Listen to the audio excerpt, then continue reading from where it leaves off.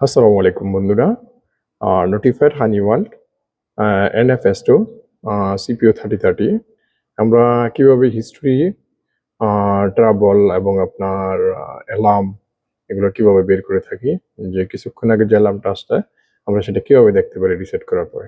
আমরা এখানে ফার্স্ট চলে যাব মেইন মেনু।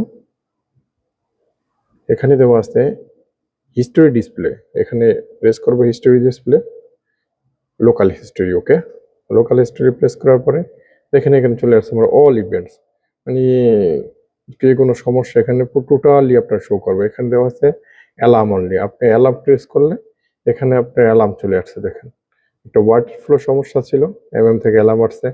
আপনি এখান থেকে নেক্সট ইভেন্ট করলে এর আগে যেটা আসছিল ওটা আসবে। প্রিভিউ ইভেন্ট এখানে দেওয়া আছে প্রিভিয়াস ইভেন্ট। ওকে, এটার আগে যে অ্যালার্মটা ছিল সেই অ্যালার্মটা দেখানোর চেষ্টা করি।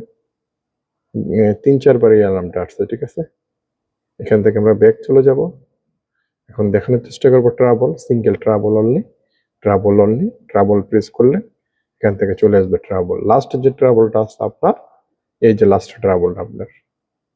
ওকে, এটার প্রিভিয়াস ট্রাবল ইভেন্ট করলে আপনি এটার আগে যে ট্রাবল আসছে সেগুলো আসবে। ওকে, এখান থেকে আমি ব্যাক চলে যাব। এখন দেখার চেষ্টা করবো অনলি সুপারভাইজার কি আছে। সুপারভাইজার প্রেস করার পরে এখান থেকে চলে আসছে সুপারভাইজার যে আসছে আমাদের, একটা টেম্পার থেকে সুপারভাইজারে আসছে। এখন এটা আমরা প্রিভিউ করলে এটার আগে যে আসছে ওটা দেখতে পারবো।